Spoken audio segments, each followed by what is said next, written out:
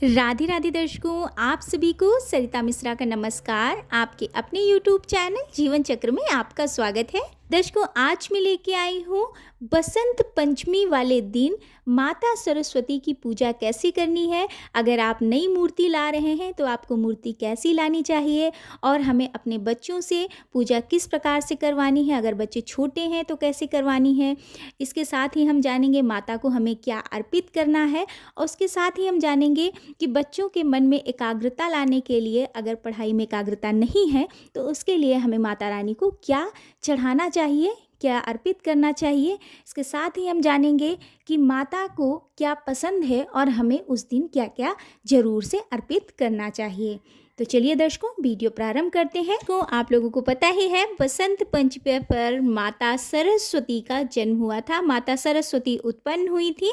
बसंत पंचमी को दर्शकों हम बागेश्वरी जयंती के नाम से भी जानते हैं।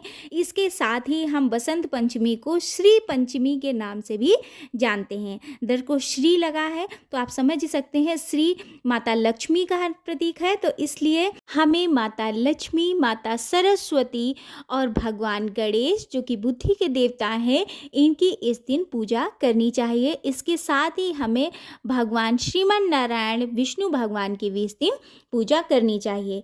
तो दर्शकों देख लीजिएगा, अगर आपके यहाँ सबकी पूजा होती है और आपके मंदिर में ये सब भगवान रखे हुए हैं तो आप पूजा इनकी विधिवत कर सकते हैं। बस कहते हैं कि विशेष रूप से माता सरस्वती की पूजा की जाती है। दर्शकों, इस दिन अभूझ मुहूर्त होने के कारण इस समय आप कोई भी कार्य इस दिन कर सकते हैं। अगर आप अपने बच्चे का अन्नप्राशन कराना चाहते हैं तो वो आप करवा सकते हैं। इसके साथ ही विद्या प्रारंभ करवा सकते हैं। इस दिन बच्चों की पाटी पूजा जो करवाते हैं, जो छोटे बच्चे होते हैं, वो आप करवा सकते हैं।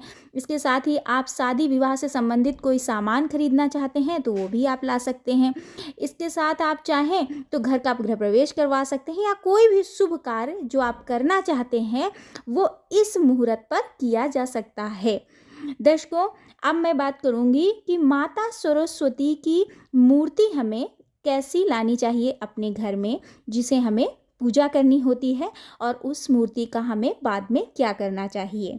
को माता सरस्वती की जो प्रतिमा होनी चाहिए वो सौम्य, सुंदर और आशीर्वाद मुद्रा में होनी चाहिए। दर्शकों ध्यान रखें, खड़ी हुई मुद्रा में माता सरस्वती की प्रतिमा की पूजा नहीं करना चाहिए, शुभ नहीं माना जाता है।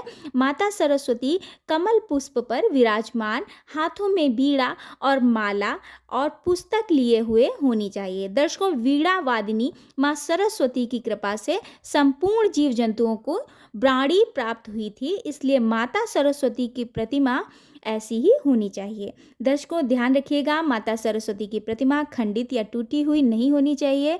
इसके साथ ही कहते हैं कि अगर ऐसा कुछ रहता है तो घर में नकारात्मकता आती है। तो दर्शकों इस बात का ध्यान रखिएगा। और आप माता सरस्वती की प्रतिमा को उत्तर दिशा में स्थापित करना होगा। आपको उत्तर दिशा में स्थापित करना शुभ माना जाता है। इससे विद्या, बुद्धि और ज्ञान का वरदान मिलता है। दर्शकों, बसंत पंचमी के दिन पूजा स्थल पर माँ सरस्वती की 2 प्रतिमा स्थापित नहीं करिएगा, एक ही प्रतिमा रखिएगा। कोशिश करिएगा कि माता सरस्वती और माता लक्ष्मी और भगवान गणेश तीनों की प्रतिमा अगर आपको मिल सके तो आप उनको रख के पूजा कर सकते हैं।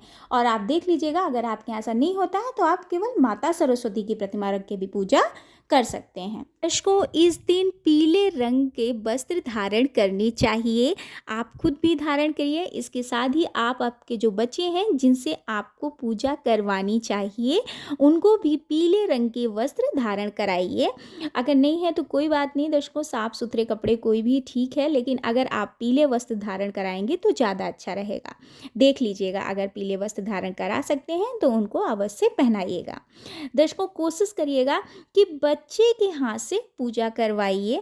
अगर नहीं करवा सकते, बच्चा छोटा है तो कोई बात नहीं, आप उसको हाथ में टच करा के फूल वगैरह माता रानी के चरणों में चढ़ा दीजिएगा, क्योंकि पुष्प वगैरह तो छोटे बच्चे भी चढ़ा सकते हैं, और अगर बहुत ही छोटे हैं तो उनको टच करा के भी चढ़ा सकते हैं आप। दर्शकों, माता रानी को गुलाल अवश्य चढ़ाइएगा, क्योंकि इस दिन से ही फगुआ स्टार्ट हो जाता है दर्शकों, इसलिए इस दिन गुलाल चढ़ाना बहुत ही शुभ माना जाता है। माता रानी को गुलाल का तिलक लगा सकते हैं और उनके चरणों में चढ़ा सकते हैं और बच्चे से भी चढ़वा सकते हैं।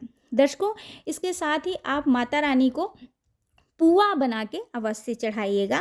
कई जगहों पे पुआ बनते हैं दर्शकों, देख लीजिएगा, अगर आपके यहाँ बनते हैं तो आप ज़रूर से बना के चढ़ाइएगा। इसके साथ ही दर्शकों कुछ जगहों पे खिचड़ी बनती है, पीले रंग की खिचड़ी बनती है। दर्शकों देखिएगा, अगर आपके यहाँ पुआ बनते हैं तो पुआ चढ़ाइएगा, अगर खिचड़ी बनती है तो आप खिचड़ी भी चढ़ा सकते हैं। इसके साथ ही दर्शकों कुछ लोगों के यहाँ बूंदी के लड्डू चढ़ते हैं, पीली बूंदी के लड्डू चढ़ाए जाते हैं या पीली बूंदियाँ चढ़ाई जाती हैं।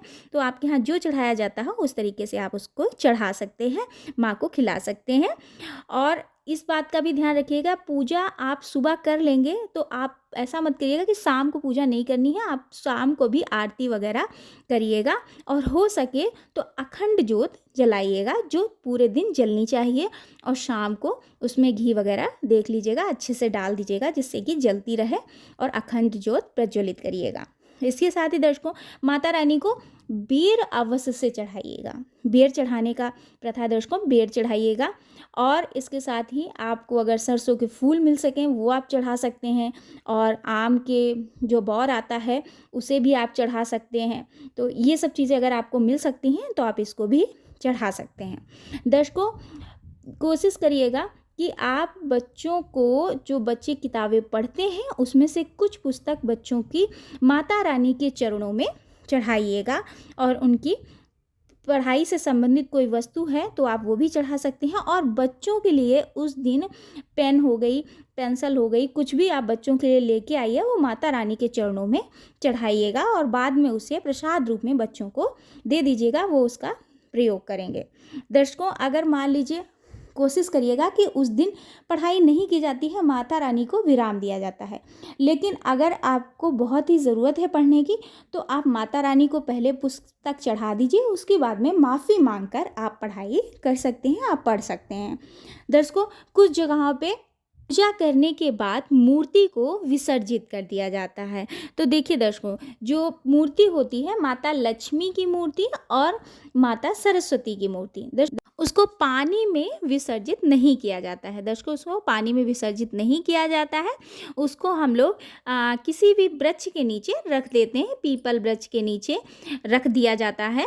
अक्सर आप लोगों ने देखा होगा कि मूर्तियां रखी हुई दिखती हैं वृक्ष के नीचे, तो आप उनको वहां रख सकते हैं। या फिर आप ऐसा कर सकते हैं कि साल भर उस मूर्ति की पूजा करें और अगले साल उनको उठाकर वहां रख दें और नई मूर्ति घर में ले आएँ। तो कुछ लोग ऐसे भी करते हैं। या फिर वही मूर्ति आप बच्चों की स्टडी टेबल पे रख सकते हैं, या अगर पोस्टर है या कुछ तस्वीर है तो उसको आप बच्चों के स्टडी रूम में लगा सकते हैं, ऐसा भी कर सकते हैं। इसके साथ ही दर्शकों आप भगवान को दक्षिणा जरूर से चढ़ाइएगा, और लौंग इलायची भी चढ़ा सकते हैं, दक्षिणा भी चढ़ा सकते हैं, तो ये आपको अवश्य चढ़ाना है। दर्शकों उस दिन फगुआ स्टार्ट होता है, इसलिए गुलाल तो बिल्कुल चढ़ाइएगा, और इसके साथ ही हल्दी, कुमकुम, ये सब चीज़ें भी आपको माता रानी को चढ़ाना है। दर्शकों अब हम बात करेंगे कि आपको क्या करना चाहिए अवश्य से, जिससे बच्चों में एकाग्रता आ सके। तो उसके लिए आप दर्शकों मोर पंख अवश्य चढ़ाइएगा, माता रानी के सामने रखिएगा वहाँ पे, और बाद में क्या करिएगा, वो जो मोर पंख रहेगा उसको आप उठा लीजिए प्रसाद रूप में, और बच्चों की बुक में या बच्चों के बैग में या बच्चे जहाँ पढ़ते हैं वहाँ पे कहीं भी उसको लगा सकते हैं, रख सकते हैं। इस तरीके से ये आप कर सकते हैं। इसके साथ ही दर्शकों आप बच्चों को उस दिन पेन या पेंसिल या कोई भी स्टडी सामान अवश्य बच्चों को दिलाइएगा। दर्शकों इसके साथ ही कुछ लोग इस दिन व्रत भी रखते हैं, तो कुछ लोग मीठा खाकर व्रत रहते हैं, मतलब एक समय मीठा भोजन करते हैं जिसमें पुआ खा लेते हैं या खीर पूड़ी खा लेते हैं या ऐसा कुछ खा लेते हैं। लेकिन उस दिन अगर आप व्रत नहीं भी हैं तो भी आपको लहसुन प्याज नहीं खाना चाहिए, लहसुन प्याज का त्याग करना चाहिए। तो दर्शकों ये थी कुछ छोटी छोटी जानकारी। उम्मीद करती हूँ आपको जानकारी पसंद आई हो। अगर पसंद आई हो तो दर्शकों लाइक कर दीजिएगा, और अगर आप मेरे चैनल पे पहली बार आए हो तो सब्सक्राइब कर लीजिएगा। मिलते हैं अगले वीडियो में। राधे राधे।